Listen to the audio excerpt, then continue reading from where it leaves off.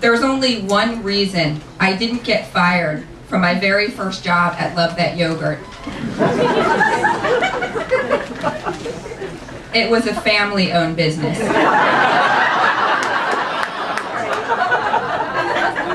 My family. The first time I got canned was 6 weeks after joining the team at the Cool Out Cafe. It was my first summer home from college. During training, we had a whole lesson on scooping ice cream. I'm thinking, I don't need this. I come from Love That Yogurt. But I learned how to swivel my wrist so that a slender curl of ice cream forms along the inside of the scooper, leaving a big air hole in the middle. What a ripoff. The patrons of the Cool Out Cafe deserve solid balls of ice cream. When my manager caught me scooping heavy, he said, "We're going to have to ask you to leave." I said, "Forever?" I can't keep a job, but I'm an expert at getting one. It's like dating.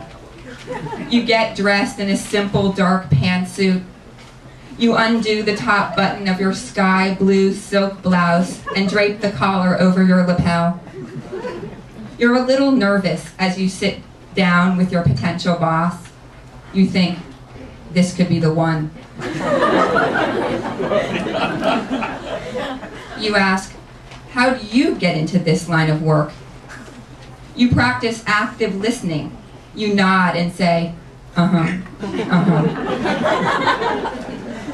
At some point in the interview, you are sure to say, I'm a team player. Before you leave, you shake your future boss's hand, firm but not too tight. You say, I just want to be part of something I believe in.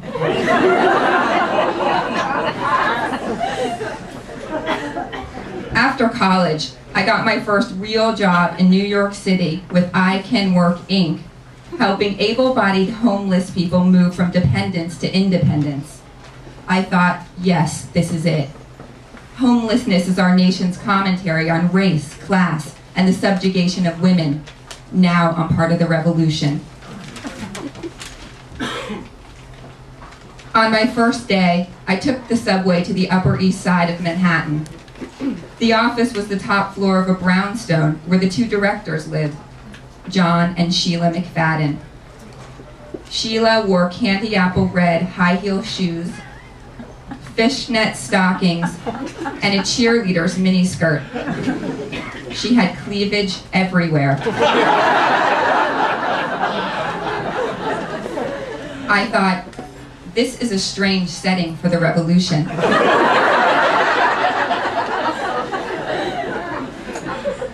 On my second day, John stormed into the tiny office. Sheila, goddammit, why didn't we get Rockefeller? Sheila said, dunno. The next day, and the day after that, the same thing. Sheila in miniskirt and fishnets, and John bulldozing in to bark at Sheila. I was on my way to work at the start of my 5th week, thinking, here John is so generous, he'll pass out $5 bills to every homeless person he sees. But in private, out of the homeless limelight, he treats his wife like shit. As I stepped out from the subway station and into the light of day, the brilliant sky appearing between the towering buildings, a song from the musical Hair welled up inside of me. I started to sing. How can people be so heartless? How can they ignore their friends? Especially people who care about strangers, who say they care about social injustice. Do you only care about a bleeding crowd? How about a needing friend?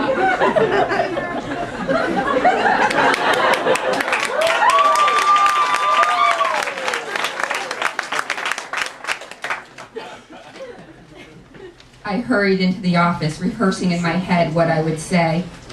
A speech about hypocrisy and compassion, and how can you say you stand for equality when you oppress your own wife?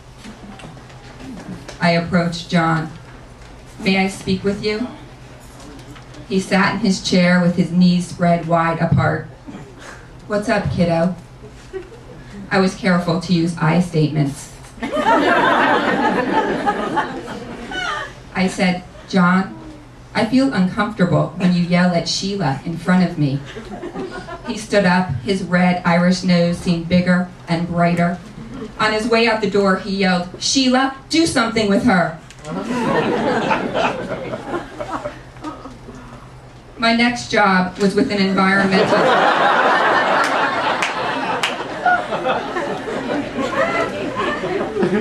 My next job was with an environmental organization called Save the Planet. I was hired to lead a national campaign against the proliferation of toxic chemicals. When I was assigned a desk in a loft that hovered over the office photocopier, I noticed the fumes were giving me cancer.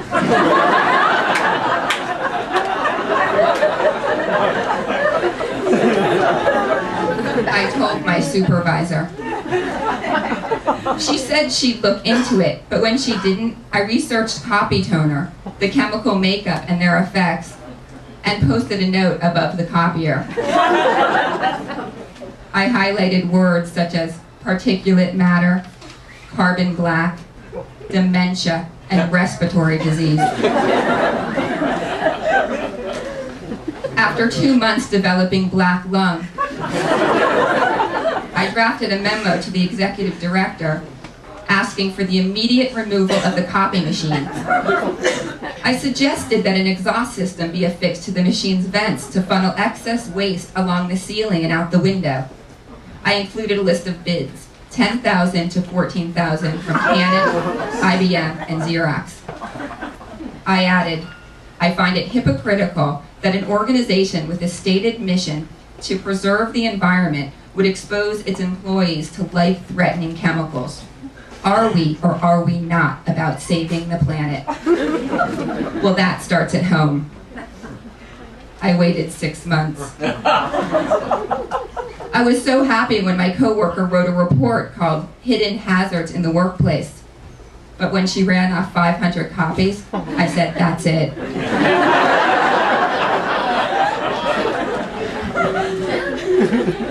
I circulated a petition to enlist the support of other like-minded workers, and when I had garnered a critical mass, I called a meeting with the executive director. We laid out our demands: the removal of the copy machine and a 20% raise for pain and suffering. After the meeting, my supervisor called me into her office alone. She said, Andrea, this organization's not for you. I packed up my gas mask and went home. There were other jobs and other failures, and I spent many years feeling like a loser. Recently, I saw the movie Up in the Air about a guy played by George Clooney whose job it was to let people go. He sat in front of hundreds of laid-off workers and told them something encouraging, like how empires were built by people in their position. One guy said, "Fuck you." My grandmother could have done Clooney's job. She sat in front of me, pointing an arthritic finger. "This is not your fault," she said. "The workplace cannot accommodate your leadership style. You, blah, blah, blah, are bound for greatness."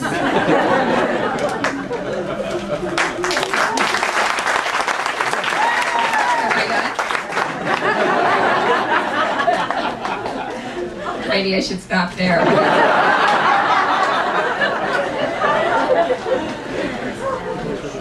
She told me that so many times, after so many lost jobs, that I started to believe her.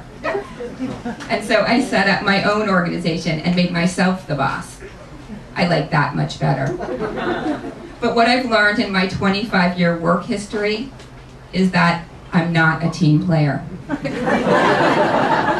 I'm happiest working alone, sitting at my desk in my home office, writing about me.